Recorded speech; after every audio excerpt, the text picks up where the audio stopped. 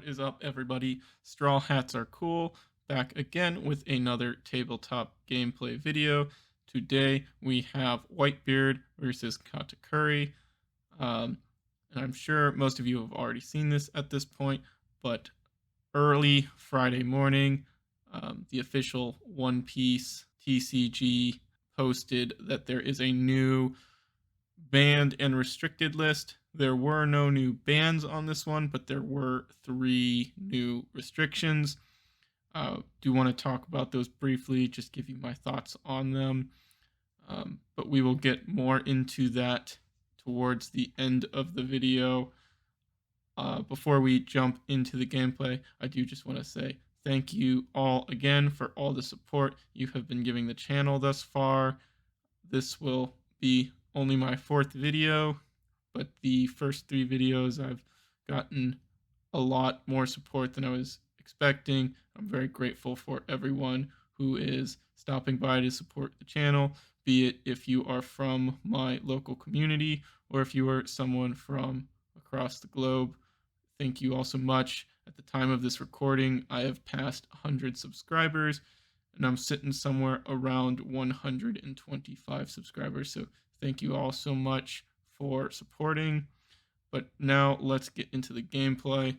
We've got Katakuri going first. Whitebeard won the die roll, choosing to go second. Katakuri does not have any turn 1 play, so it's going to be a pass to the opponent. Whitebeard's going to start by playing an Ezo. Look at those top 5 cards for a Whitebeard Pirates type card.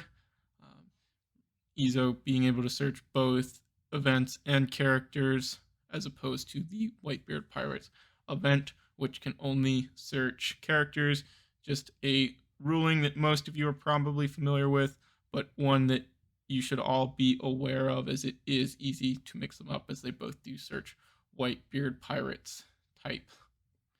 So grabbing a Marco off that Ezo and then passing back to the Katakuri.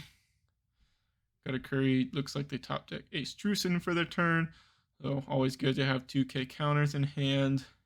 Looks like they are thinking about what they're going to do this turn.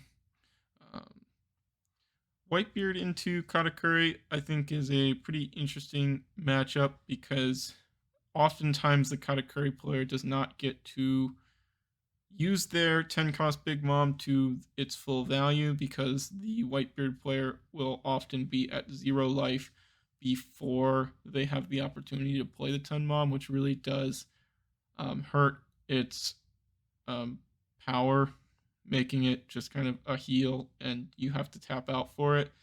And because you have to tap out for it, you can't even attack Newgate because he's a natural 6k. So a 5k leader swing is not good enough, and most of your bodies that you're playing are also 5ks. So Katakuri player just swinging 9k at the Whitebeard, which they will take after the opponent moves. I think they moved the card they wrote that from their opponent to the bottom of their life. Whitebeard's just going to play an Atmos and pass back to the Katakuri, countering out of that first 6k swing. Katakuri player is now on their 5 Dawn turn, so looks like they're going to be doing another 9k swing. Looking at their life this time, Whitebeard's going to take this one. Bit of a slow start for the Katakuri player. Probably would have hoped to play a Paris Barrow or a Cracker on this turn. Just another body to get on board.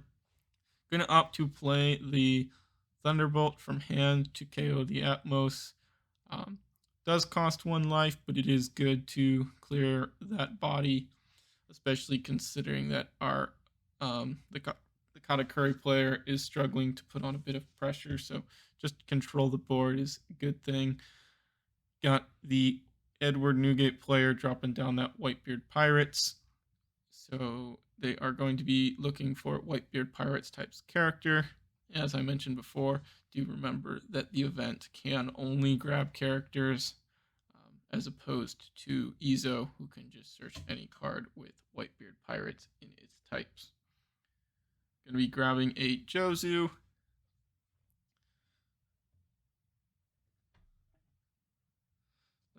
putting 1 Dawn on our leader, and then we're going to be swinging for 7k at the Katakuri, which they will take. We're going to tap 4 Dawn to play Blocker Marco now that his on KO ability is live. Passing back to Katakuri on their 7 Dawn turn now. Hopefully we've got some characters to play. Going to be starting with a pudding now. Looking at the top 4 cards for a Big Mom Pirates type character, event, or a Sanji card. So let's see what we're looking at here. Hopefully we can get something to play down. We do grab a Parasparrow, so we'll probably see that come down now. So just kind of touch on that banned and restricted list. The Blocker Marco was one of the cards that got hit. So moving forward, Newgate players will only be able to play one of that card. Not even just Newgate players, Zoro decks as well, if they choose to continue with the Whitebeard Pirates package. Gonna see another pudding come down to grab a Sanji. Another 2k counter. So opponents looks like they've got quite a few 2k counters in hand. However, they are still struggling a little with the board presence. Gonna be, looks like, putting 2 Dawn on Katakuri, swinging 8k at the opponent's life. Looking at their life, Newgate player takes that life. They're at 0 life now, but they've got many cards in hand, which is going to be tough for the Katakuri player to get through. So playing down the Parasparrow and passing back to the opponent.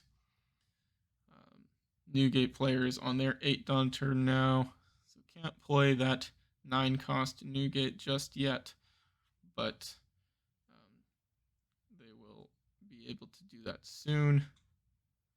Already got their Dawn this turn, so probably going to see a big body drop down this turn. Playing another Whitebeard Pirates. Taking a quick look at the hand. Not sure what else you could really be looking for at this point. As long as you've got a hit, you're probably fine. Probably have just about everything they could possibly want in that book of a hand they have there. So if I recall, we're going to see 1 Dawn put on the Newgate for a 7k swing, and then we will be playing a Marco, leaving 1 Dawn up for a event counter. So sure enough, we see 1 Dawn, 7k swing, going to be attacking opponent's life. They will take this one. I do apologize as the camera did shake a little bit on this one.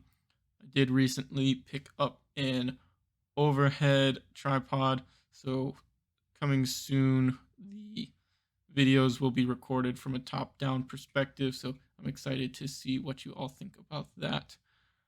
But again, do apologize for the shaky, there's some moments of little earthquakes on this one. So we do see dropping down the 5-cost Marco to pop up pudding before passing over to Katakuri. They are on their 8 Dawn turn, 9 Dawn turn, I think. Yeah, it should be their 9 Dawn turn as they went first. Probably would not be surprised to see the 8 drop come down here. Looks like we're putting 1 Dawn on Katakuri, swinging 7. Can easily just counter out of that one with a 2k counter. And that still leaves 8 Dawn open for a Katakuri. If I were to play Katakuri here, I'd be tempted to put the pudding on top of my life, but we'll see what they do. Gonna put the Blocker Marco on top. Don't think that's a bad choice at all. He's hard to get rid of and basically can just negate 1 large hit every turn, which makes swinging very difficult, especially when they've got that large hand size as well. Makes it very hard to find the optimal numbers to swing for. You need to get them to use the blocker before you can even really have a chance at hitting them. Gonna play down that 9 cost Newgate, bumping the leader up to an 8k now. until the end of the opponent's turn. On our 10 Dawn turn now for Katakuri.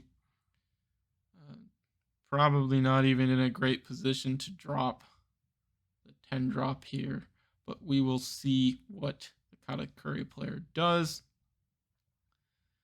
If I were them, I'd probably just try and swing a couple times at the Marco to get cards out of the opponent's hand, but it is not looking good for the Katakuri player right now, as they only have 1 life remaining, and that Whitebeard player has a Marco in Newgate, and of course their 6k leader to be swinging at the opponent next turn. And we see a Shirahoshi come down, which is not a good sign for the Katakuri player. It's a 5 cost for his 0 power character.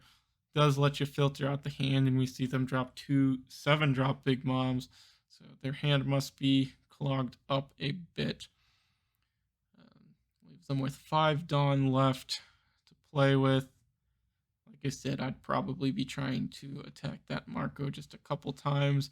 Swinging 8 at the leader is just a big ask right now. So sure enough, it looks like we are swinging Katakuri at the Marco, which the opponent is opting to counter out of with cards from hand rather than using that on KO effect. We're going to see another 8k attack from Parasparrow, also at the Marco. Did see that looks like the Newgate player has at least 2 Radical Beams in hand, so don't see any other events, so maybe trying to save those instead of giving them up to revive the Marco. Gonna see another 8k swing after coming out. We're going to opt to use the Radical Beam. Also could have used it just for the effect. Doesn't make much difference in that scenario. So then we're gonna see a pass, and not looking good for the Katakuri player, unfortunately. They did miss quite a bit on their early game. And like I said before, this is one of their harder matchups in my opinion, just because Newgate will often be at 0 life before they can play their 10 cost Big Mom, which makes getting full value out of it a lot harder to do. Since we did see here in this game, the Newgate player just opted to take every hit early, fill that hand up. That way they can't get the discard effect from life off the 10 Mom. And it even makes playing the 7-drop we saw bad as well, because they can just opt to trash a life even at no life. So gonna see a 9k swing countered out of. Still got 5 cards in hand, but we still got 2 big attackers here. So gonna see, thinking about attacking with Newgate.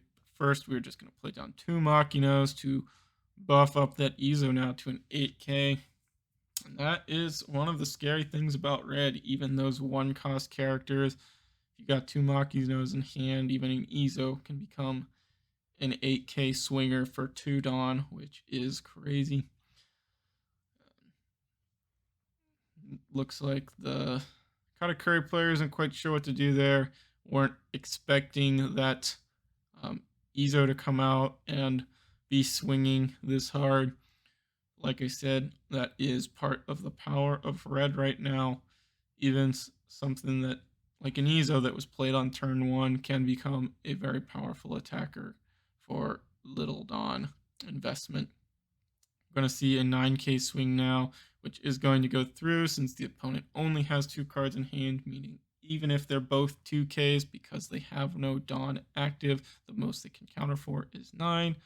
They're going to have to take, and then we're going to see a 12k from Newgate, which is going to close out the game. So that's all I've got for the gameplay. Hope you all enjoyed. Like I said, going to quickly touch on my thoughts for that new banned and restricted announcement. So as I mentioned, there were 3 hits, one of which was the 4-cost blocker Marco from OP02, 9-cost Whitebeard from OP02, and Radical Beam were all hit. They are now limited to 1 copy per deck, starting on July 28th. So I think it's good that Bandai recognizes that red is a bit more powerful in comparison to some of the other colors.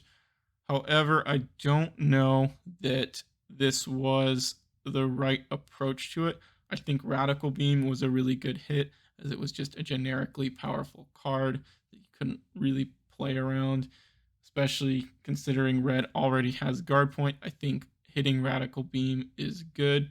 It's one of the ones I think deserve to be hit. I don't really like that the Marco was hit here due to the fact that now Ace is in a really bad spot. Ace needed that blocker Marco, in my opinion. It's one of the decks I was looking forward to playing more, so kind of sad to see that Ace's viability has dropped pretty tremendously. The Bandai statement says that it was more targeted at Whitebeard and Zoro. However, I don't really think Zoro is going to be affected by this all that much. They're still going to be able to probably just go back to the more weenie bum rush package now. And honestly, like the Whitebeard, it is going to hurt Whitebeard quite a bit. But I think given the results of the first couple events in the OP03 format, Zoro has proven that it was a more powerful threat than Newgate. So kind of sucks that we don't see Zoro getting hit a little harder, as now I think Zoro is going to become an even better deck. And like I said, also the 9-cost Newgate was hit, which again, a lot of Zoro players were playing, but they were already only usually running 2 copies. So restricting it down to 1 doesn't really affect the Zoro player. It does hurt Newgate, so I think Newgate players are going to have to adapt quite a bit, and I still think Newgate could be a powerful threat. But I definitely think that Zoro is going to thrive now, which isn't great. Zoro's, been a strong deck basically from the beginning.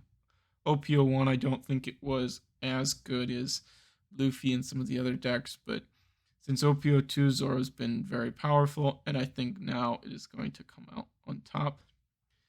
Does give Katakuri some room to maybe see some more success, but I'm a little disappointed because I think with the way Zoro is going to adapt to this, Rob Lucci also gets worse, which is sad for me because I'm really trying to make that deck work.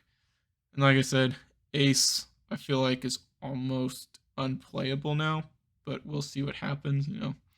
I'm not claiming to be the greatest at this game. I don't think I'm terrible. Been to 3 large in-person regionals, and I've gone 6-3 at all of those, hoping that I'll soon be able to push back past that 6-3 barrier and get a 7-2. But we'll see how things go.